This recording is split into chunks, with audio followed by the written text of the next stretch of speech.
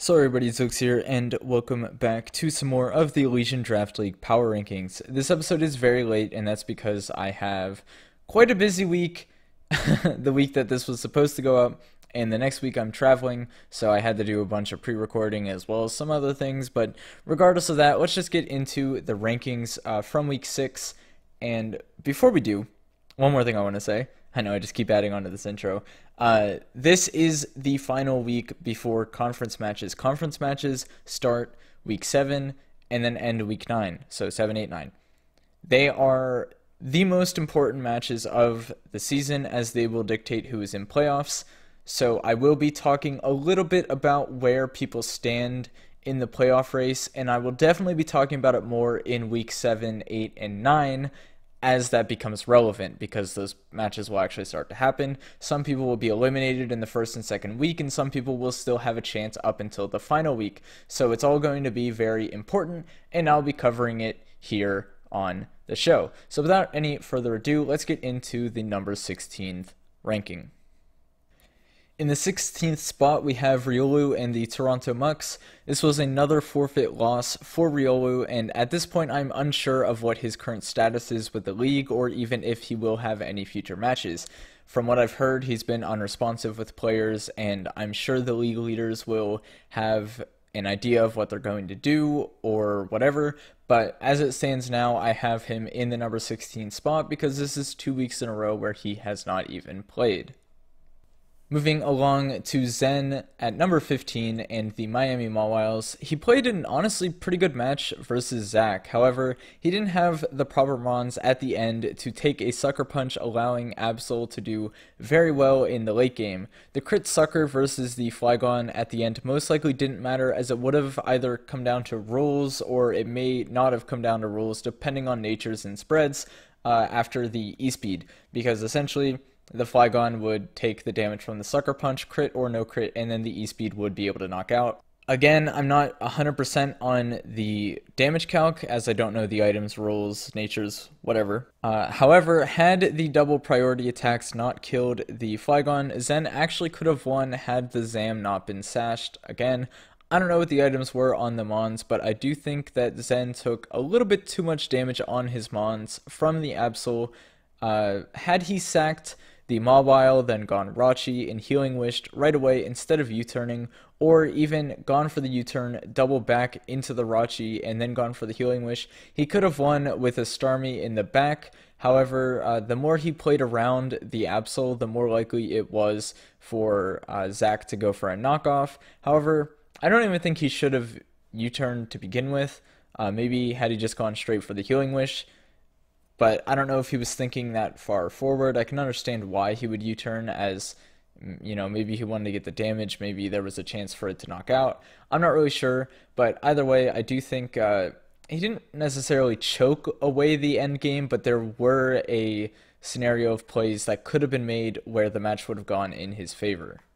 In the number 14 spot, I have Haunter in the South London Sylveons. Before getting into the matchup, he did make a transaction this week where he dropped Necrozma for Terrakion. Now, while I do recognize what Terrakion gives his team that it previously lacked, I do feel like losing Necrozma hurts, as Necro has quite a lot of potential that didn't really get utilized this season, whether it was the matches it was brought to or the sets that were brought on it. Regardless, if Terrakion better fits Haunter's playstyle, then it is a good move, as it provides offensive typing that he previously lacked, as well as a strong physical sweeper.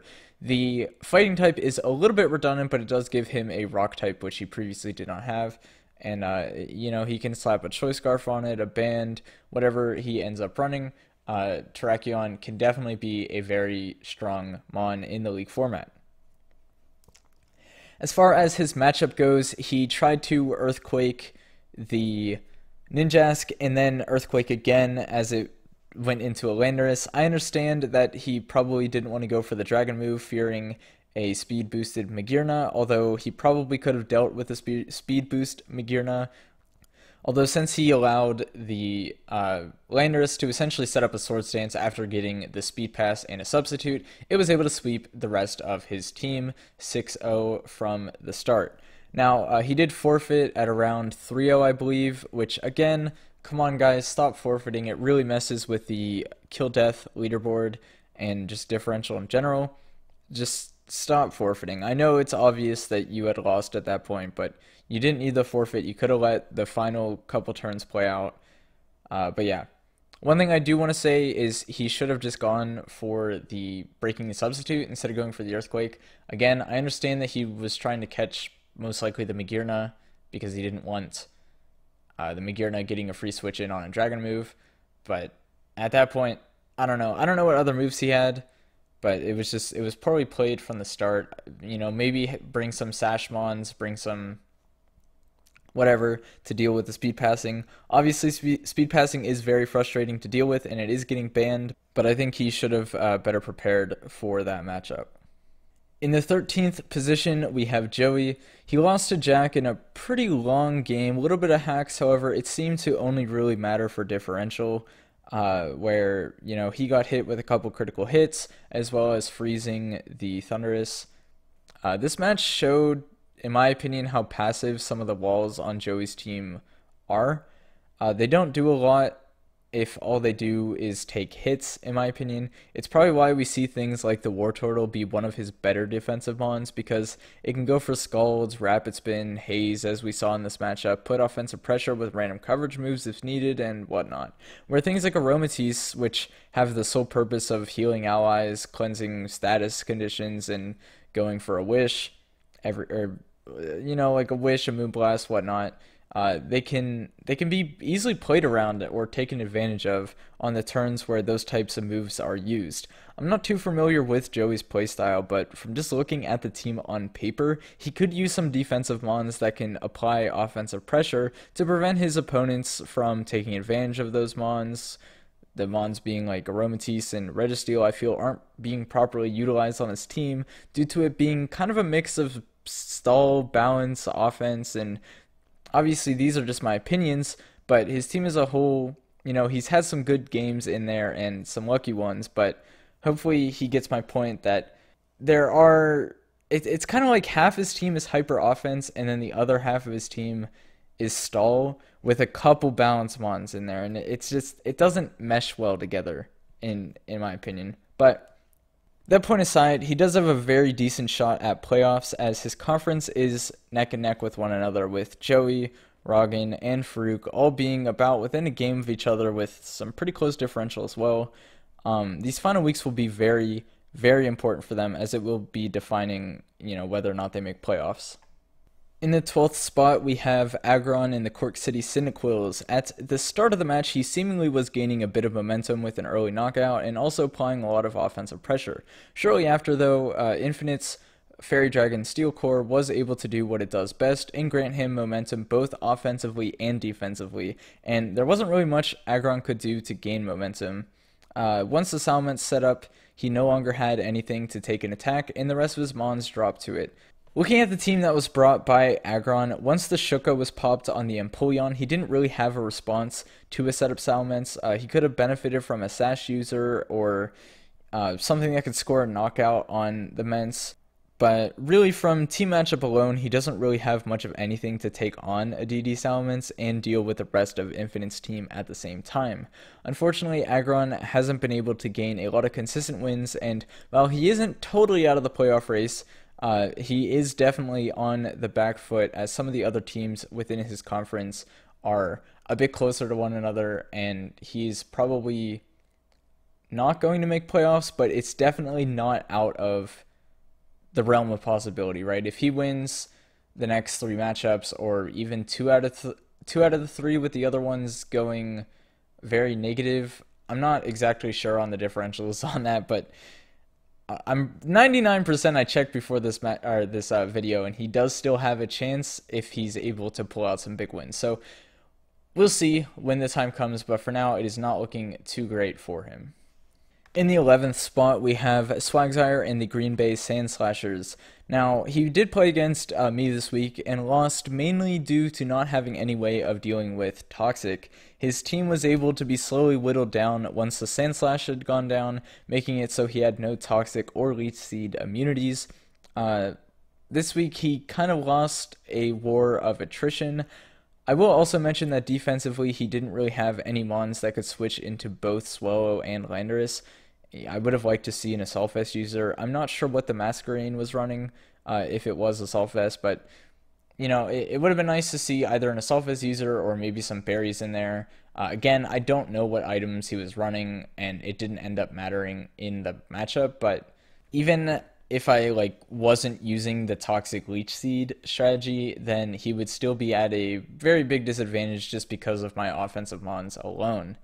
But yeah, in general, instead of keeping up momentum for himself, he allowed his offensive mons to be worn down and eventually killed without having enough killing power on the defensive mons on my team to be able to score knockouts.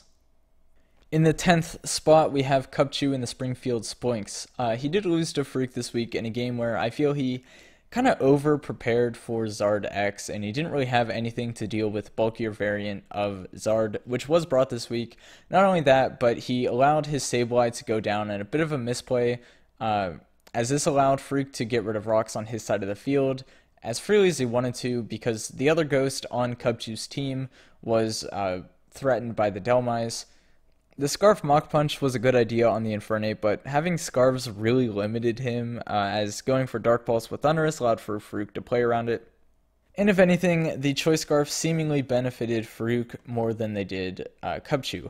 Obviously, you know, if you see a Zard, you're going to prep for offensive Zard, not defensive Zard, but he did have, you know, fast mons like the Infernape, for example, which could go for like an Earthquake or something, but then he doesn't want to lock himself in an Earthquake, so I understand why it was a tough matchup for Cupchew, but again, you know, it just, I don't know, I didn't like the double Scarf.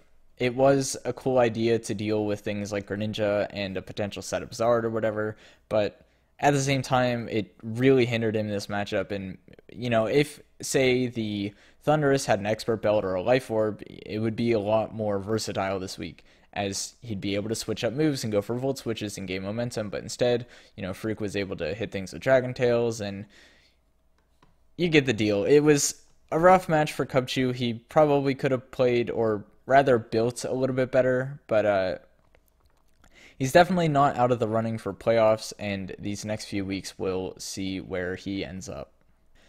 Coming in at number 9, we have Farouk and the Pittsburgh Pangoros. As said previously, he did beat Cupchew this week, and by quite a good bit, as well as he really utilized Bronzong, Delmise, and Zard X as bulky mons, but not just passive bulk. He did put on quite a lot of offensive pressure. You know, we saw the Zard hit Dragon Tail quite a bit, switching these mons around, and even though there were not any hazards up, which normally, you know, if you're using a Dragon Tail strategy, you'd bring hazards, it was still doing quite a lot of damage, because despite Cupchew going for wishes with the Vaporeon, he was still keeping things low on HP, and the things that were getting healed up, like the Thundurus, it didn't even really matter because he had ways of dealing with it anyways. And then you look at the Delmise, and it was able just to sit there and click Shadow Claw quite a lot, doing damage, getting rid of hazards. You know, I believe he didn't technically trap the Cobalion because it was able to Volt Switch out, or just waited for the Anchor Shot to wear off, but regardless, we saw Delmise put in a lot of work, and we saw even the Bronzong put in a lot of work, because it was able to Toxic Mons and take hits, which, you know, is just a fantastic thing for a defensive Mon to be doing. And the entire time, you know, all this was going on, the Greninja's sitting in the back at full HP, just ready, just waiting to be unleashed, you know? So even, for example, even if the Marowak was unable to pick off the... So for example, even if the Marowak was unable to pick off the Sableye, then, you know, the Greninja could have just came in and done tons of damage to whatever decided to switch in. So yeah, I think his playing and his build this week were both on point, as it gave him, you know, a pretty strong victory this week. So yeah. In the 8th slot, we have Dorak, who lost in a match versus Roggen. Pretty long match, but one thing that was worth noting was he was unaware of the fact that Tornadus was the new Zmon and not the Volcarona, so that may have had an effect on his team building. But at the end of the day, I feel he didn't play offensively enough when he needed. The Tapu Fini was just able to sit there for turns, where a Taunt or Defog was predictable. He could have utilize that to go for free switches into his ways of dealing with it, whether it be the Alakazam or the Lantern. I didn't really like that he fought a losing war with the Celesteela versus the Tapu Fini, and really all I have to say is he should have been a bit more offensive in this matchup, as Roggen was able to easily deal with Doric's offense because he allowed for his defensive pivots to go down earlier than what he probably would have wanted. In the 7th spot, we have Roggen in the Fighting Loom. This team has been on the climb. Now, before we talk about the matchup, he did make yet another team change where he dropped Kartana for Tapu Fini. This was a huge move in my opinion because he has enough offense where he doesn't need the Kartana, which is just a frail one-dimensional mon anyways, where Tapu Fini, which we did see in this matchup, can be an amazing utility mon for stall breaking, clearing hazards, taking repeated hits, and so on. As far as the rest of the matchup goes, I think that he had a good team build to be able to take on Doric's team. He could have preserved a point of differential at the end, but at that point it's understandable if he didn't want to take an unnecessary risk just for one differential. And overall, he's been playing well, and these next few weeks will be very important for him to determine whether or not he will make playoffs. As mentioned before, the people in his conference are pretty neck and neck, so those matches are going to be very, very important for all the coaches involved. In the 6th spot, we have myself and the Detroit Torracats. I did win 4-0 versus Swagzire. It could have been a 5-0, but I had an EV issue that made my Swellow speed tie his Raikou. Regardless, I was able to just sit on the field with my defensive mons, not even utilizing my offensive capabilities, as they weren't really needed this matchup due to going for an attrition strategy with Toxic, Leech Seed, spreading status, and so on.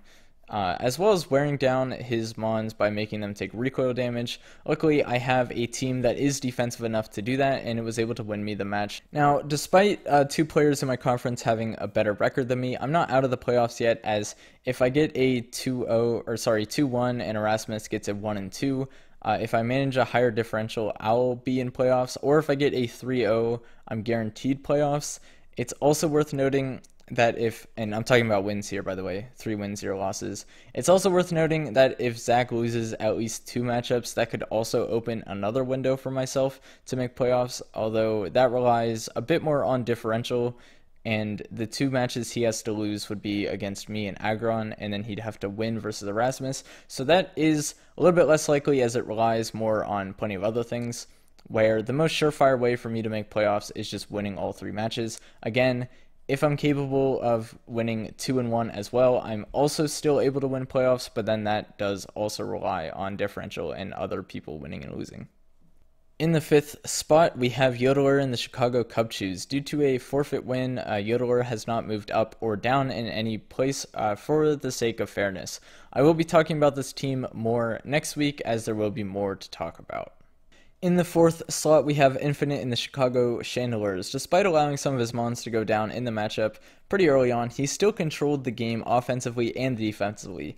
This is something we see from Infinite a lot, as he's able to find his opponent's weaknesses and is capable of making safe, predictable plays because he has such a strong draft. If he makes a bad play, he has plenty of other ways to recover from it and continue on. He sacks when he needs to, plays offensively when needed, and he's likely to see himself in a playoff position due to his current lead within his conference. At number 3, we have Jack in the Los Angeles Galvantulas. Again, long match versus Joey. There was a bit of hacks sprinkled throughout, although it most likely only affected the differential, as Jack was able to preserve win conditions that carried priority in the back to deal with things like a potential late game Victini without having to worry about webs being set up late game. Other than that, he played relatively safe, and while yes, there was hacks, I don't think it greatly affected the outcome of the match, maybe just a little bit of differential here and there. In the number 2 spot, we have Erasmus. He speed passed, Hunter forfeited. Not much else to say. His team is just dumb, you know? He speed passes, he wins. He doesn't always need speed pass to win, but, you know, it's ridiculous. As mentioned before, speed pass is being banned next season. I personally think that it probably should have been banned this season, but I didn't, foresee that somebody would be doing this much speed passing. Dang it, Erasmus. Whatever. But yeah, number 2, he's been consistent with his wins. I believe he only has 1 loss. And again, as I mentioned before during my discussion, He's not guaranteed playoffs, but he definitely is in a little bit of an easier position for playoffs, as I believe if he wins two matches, no, if he wins 2 matches, he's likely but not guaranteed. So he does have a little bit of an edge over me, but depending on how these upcoming weeks will go, then we'll see the rest of it. And at the top of the power rankings, we have Zach in the Kentucky Torracats. Had a very narrow match versus Zen. As said before, once Zen allowed his mons to take damage from the Absol, it was basically over despite the Healing Wish, as the Absol and the Zygarde both had priority that could take out the Flygon. Had Zen played a little bit better around the Absol in the late game, then he very well could have won that matchup, and Zach is, again, very, very likely for playoffs, although depending on how these upcoming weeks could go, things could change. Again, even though he is the top player in the league, 3 matches could change the whole thing, which is a little bit ridiculous. I don't really like that system that much, and I don't think we're doing the same system next season. But, you know, this guy definitely deserves to make playoffs, but we'll see what happens in the upcoming weeks.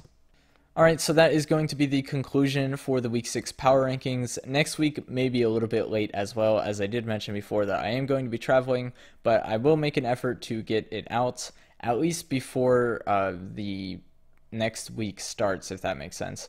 But yeah, after that, Week 8 and 9 should be on time, and Week 9 will probably be the last episode, as I don't think I'm going to be ranking the playoffs, as that's a little bit pointless. There may be a different series coming up unless somebody else decides to do it. If no one else wants to do it, then I'll probably be doing it. So yeah, keep on the lookout for that. Keep out on the lookout for my upcoming match. I believe I play Zach, so that's going to be a super sick match. If I'm able to win that, that would be huge for me as far as the playoff race goes. But yeah, I'll see you guys next time. My name is Zyliks. Okay, thanks, bye.